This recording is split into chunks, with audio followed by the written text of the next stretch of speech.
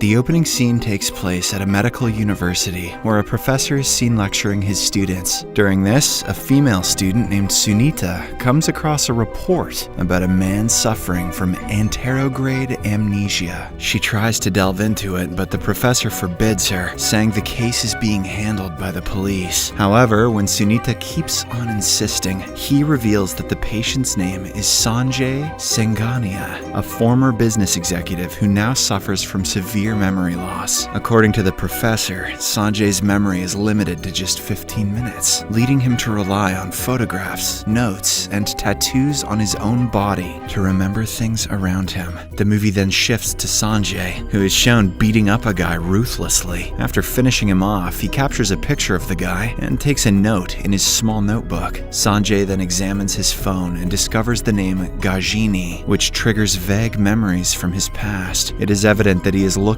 for this particular man. After he leaves, both the police team, led by Inspector Arjun, and a group of gangsters arrive at the crime scene, each searching for Sanjay. Later, we see Sanjay waking up in his cluttered house, filled with mementos and notes related to hunting down Gajini. He proceeds to the bathroom, where a reminder on the mirror prompts him to remove his shirt. As he does so, his body is revealed to be covered in tattoos that serve as aids to trigger memories. The biggest tattoo on his chest reads, "Kalpana was killed," and the second biggest says, "An apple a day keeps the doctor away." Later in the day, Sanjay visits a medical college, where Sunita approaches him and curiously asks about his condition. However, Sanjay refuses to disclose anything, stating that they are not friends. Sunita persuades him to take her photograph so that he may remember her when she approaches him the next time. Later, as Sanjay is reading his notes at home, Arjun covertly sneaks in from behind and knocks him out with a bat. The officer then ties him up and strips him in search of additional clues. During the search of the entire place, he discovers a couple of diaries. As Arjun reads the first one, the scene transitions to a flashback that reveals Sanjay's past life as the chairman of a prominent cell phone company called AirVoice. Turns out, he was a multi-millionaire who was respected and adored by everyone around him. In the next segment of the flashback, we are introduced to Kalpana, a struggling model who is running late for her detergent ad shoot. Kalpana, who is known for her mischievous nature, deliberately messes up the ad, causing the director to scold her. Elsewhere, Sanjay is occupied with his work, searching for a suitable location to place a billboard for his company. After a long search, she finally finds a good spot, which happens to be where Kalpana resides. So, Sanjay instructs his assistant to approach Kalpana regarding the billboard placement at her place. As the employees head to the studio for this purpose, they encounter Satvir, the director of the ad film, who is surprised to learn that they represent the AirVoice company. Satvir seizes the opportunity to promote his own small business, hoping to collaborate on a larger scale, but he soon realizes that the team is only interested in meeting Kalpana. In the next scene, the meeting takes place, and all the employees in the company eavesdrop on their conversation with curiosity. Kalpana declines AirVoice's offer, saying she hates rich people like Sanjay, but the people outside mistakenly hear that Sanjay is her boyfriend somehow. So, as soon as she comes out of the room, all of her colleagues and even the director begin treating her with special attention. Kalpana is a bit perplexed by their sudden change in attitude, but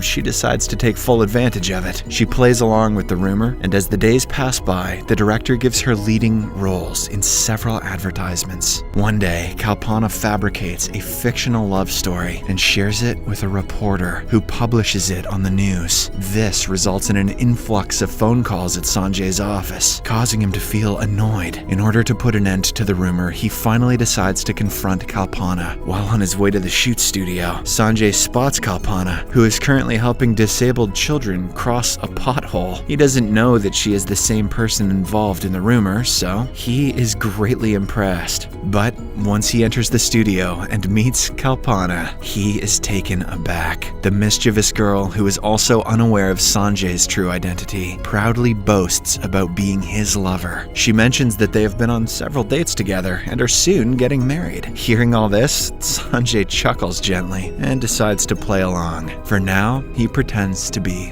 an auditioner. The next day, he is in the midst of an interview when he suddenly receives a call from Kalpana offering him an underwear advertisement. Sanjay has a really hectic schedule aligned for the day, but he still chooses to visit her. Perhaps he has fallen for Kalpana's charm and innocence. Or perhaps he's just tickled by the word underwear. Following this, he gets into an auto rickshaw and takes a ride through the not-so-wealthy part of the city, which is crammed and polluted. Sanjay is not used to this environment, so he feels a bit uneasy. However, his face lights up when he meets Kalpana. As they make their way to the studio, she encounters a visually impaired man, whom she assists in reaching the bus stop. This reveals that although Kalpana is a mischievous girl, she has a heart of gold. Sanjay is also infatuated by her kindness, and so, from that day onward, the two spend more time together, gradually growing closer. One day, Kalpana meets Satvir, who informs her about a New Year's party taking place at their studio. Much to her surprise, the director requests her to invite her boyfriend as the chief guest. Initially panicked, Kalpana devises a plan to find someone who can pose as Sanjay. She then contacts an eccentric weirdo and trains him to impersonate the rich businessman. However, as she is instructing the imposter, the real Sanjay arrives and bursts into laughter upon being introduced to the odd substitute. Kalpana, caught in her lie, confesses to the entire charade and requests Sanjay attend the party, posing as Sanjay Singhania. This makes our protagonist laugh even more, as he is being requested to impersonate himself. So,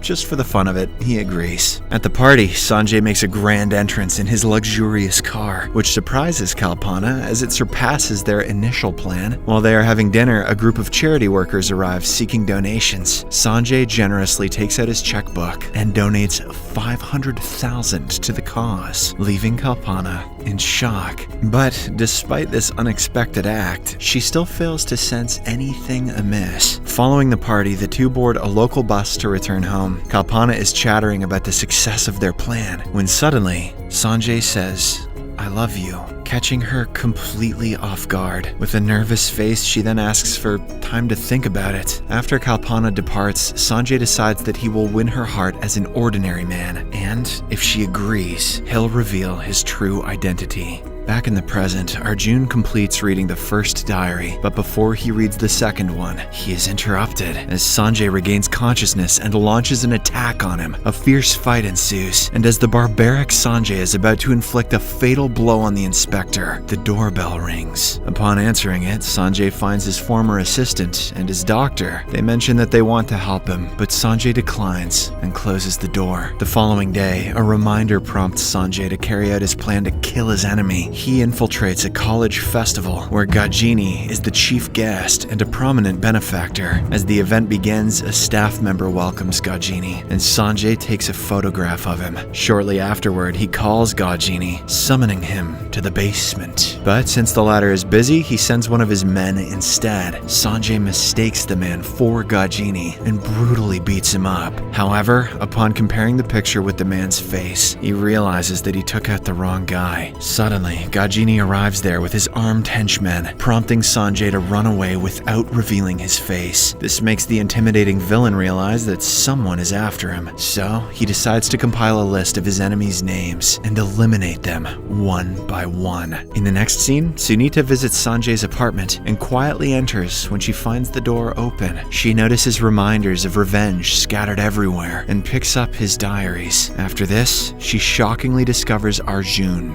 bound in a closet. Sunita quickly frees him, but as they prepare to escape, Sanjay shows up with no memory of who they are. Arjun manages to flee, but he is unfortunately struck by a bus, killing him on the spot. Now the clueless Sanjay starts chasing Sunita through the busy streets of Mumbai, but once he loses his memory, she approaches him again, claiming to be a friend. Elsewhere, Gajini, despite eliminating all of his enemies, still senses that someone is missing. As fate would have it, it, Sunita visits him the same day and reveals that Sanjay is planning to kill him. She even provides him with a photograph of Sanjay before departing. Armed with this information, Gajini sets out to eliminate his final enemy within the next 12 hours. The following day, Sanjay tracks down Sunita's hostel room and immediately grabs her by the neck. However, she somehow manages to break free and run away. In an act of desperation, she then traps him into the elevator and contacts the police. The plan works as the cops soon arrive and apprehend Sanjay. Later, Sunita recalls the diaries she stole from Sanjay's place. She begins reading the first one, just like the inspector, and learns about Sanjay and Kalpana's story. Then she proceeds to the second diary, and the movie once again goes into a flashback. Kalpana and Sanjay are together at a romantic park, where she suddenly accepts his proposal. This makes our rich hero excited, but as he is about to disclose his true identity, Kalpana interrupts him and opens up about her family. She reveals that her father was deceived by his uncle in a financial matter. This brought the family a lot of hardship and pain, so Kalpana has decided that she won't get married until and unless she is financially stable. Upon hearing this, Sanjay also decides to postpone revealing his true identity. Later, he calls his assistant and gives him the keys to an apartment. Turns out Sanjay was about to surprise Kalpana with this apartment as a gift, but since he couldn't reveal his identity, after all, last thing he wants is for her to know that he's financially stable, he asks his assistant to organize a lucky draw and make Kalpana the winner. This way, she will accept the apartment without any questions. In the following scene, Kalpana is shown at a pawn shop where she sells some of her jewelry to obtain money. With the money she receives, she fulfills one of her dreams by purchasing a second-hand ambassador car. Later, she invites Sanjay to her new apartment to share her happiness. They both step inside at the same time and cement their footprints as a memory. With the formalities done, Sanjay reveals that he will be leaving town for 10 days. But since he cannot tell her about his urgent meeting, he fabricates a story. Sanjay says that he has to go to his village in order to sell some property and fund his mother's medical treatment. Later that night, Kalpana contacts Sanjay, requesting a brief meeting. When he arrives, he is shocked to learn that she has sold her car in order to manage money for his mother's treatment. This deeply affects Sanjay as he feels burdened by the weight of his own lies. He cannot stop thinking about her even on the flight. But in the present, Sunita is dejected to learn that Sanjay has not written any events after this point. Her curiosity about what transpired next intensifies, and she seeks out Satvir to discuss Kalpana. However, he doesn't say much and avoids her questions. Meanwhile, at the police station, the authorities conduct an investigation on Sanjay and uncover the tattoos of memorabilia scattered across his body. In an attempt to unveil his true identity, they begin dialing the numbers tattooed on his body. Surprisingly, one of the numbers belongs to Gajini, who is then summoned to the police station. Gajini recognizes the man right away and informs the officers that he is Sanjay Singhania, the chairman of Air Voice, and a patient suffering from short-term memory loss. Later, Sanjay's assistant and doctor arrive at the police station and provide evidence of his innocence. This convinces the cops, and he is eventually freed. Later that night, Gajini and his men forcefully enter Sanjay's residence, only to find him unconscious. Gajini realizes that killing him would lead to their capture by the police, so he decides to erase any memory-related evidence from Sanjay's body and his apartment instead. Meanwhile, Sunita and her friend conduct research on Sanjay and Kalpana, eventually locating a young girl who holds a disturbing story from the past. In a flashback, Kalpana encounters the same girl inside a train, clearly frightened as she turns out to be hiding from human traffickers. Despite Kalpana's attempts to assist the child, the gangsters snatch her away. Kalpana even offers her gold necklace as a bribe, but the villains refuse. Fortunately, a compartment filled with police officers intervenes, overpowering the criminals and rescuing the other victimized girls. This incident gains widespread attention through the news, leading to the arrest of several criminals. One night, a police constable contacts Kalpana, informing her about the disappearance of the two young girls. Intrigued, Kalpana decides to investigate, but she encounters encounters Gajini and his men instead. The notorious gangster admits to killing those girls and disposing of their bodies as they snitched about him. This enrages Kalpana so much that she insults him badly before storming away. Upon arriving back home, she again receives a call from the police constable, who informs that Gajini has sent his killers to execute her. Fearing for her safety, Kalpana hides in a corner of her apartment. The assassins break in and start searching for her throughout the house. Meanwhile, Sanjay returns from his business trip and goes straight to Kalpana's apartment to meet her. He rings the doorbell and knocks multiple times, but there is no response. Assuming that she is not home, he decides to leave. As he gets into his car, he notices multiple missed calls from Kalpana and calls her back. Unfortunately, her phone is not on silent mode. Oh god. Causing it to ring loudly. Kalpana hastily answers and explains the dire situation, prompting Sanjay to quickly turn back and head to her place. Shortly afterward, he enters the apartment and discovers Kalpana in a weakened state. He rushes to her side and embraces her, during which she whispers the name Gajini in his ear. "This is no time for dirty talk," he says. It is at this moment that Sanjay realizes Kalpana has been stabbed in the back. But before he can react, Gajini walks into the room and brutally strikes Sanjay's head with an iron rod. He then finishes off Kalpana with a similar blow before pounding Sanjay's head one more time. The two deadly shots to his skull are the reason for his anterograde amnesia. Although he somehow survived the incident, he has been left scarred all his life, but the word Gajini echoes through his mind all the time. Now, he only wants one thing: revenge.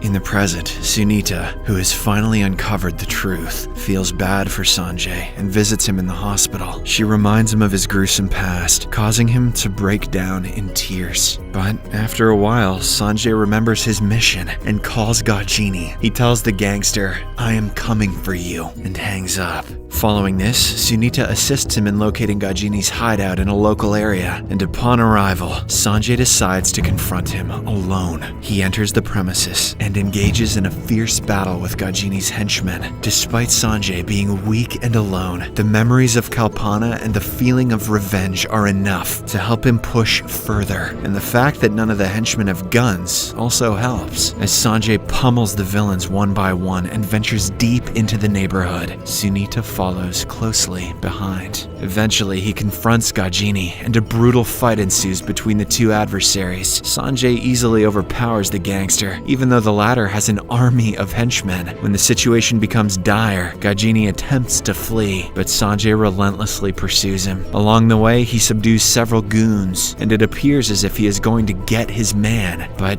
just then, his amnesia kicks in, and he forgets all the events that just transpired. As Sanjay wanders aimlessly through the alleys, he coincidentally stumbles upon Gajini. The gangster realizes what's going on, so he pretends to be a friend. But at an opportune moment, he stabs Sanjay from behind and drops him to the ground. Sunita sees this and rushes to his aid, only to receive a harsh, backhanded slap across the face. Now, with both Sanjay and Sunita on the ground, Gajini grabs an iron rod and prepares to reenact the tragic murder he inflicted upon Kalpana, this time targeting Sunita. However, Sanjay unexpectedly throws the same rod that he had been stabbed with towards Gajini. He then courageously gets up, fights the villain, and brings him to the ground. With determination in his eyes, he grasps the iron rod and delivers a single, lethal blow, finally achieving his long-awaited revenge.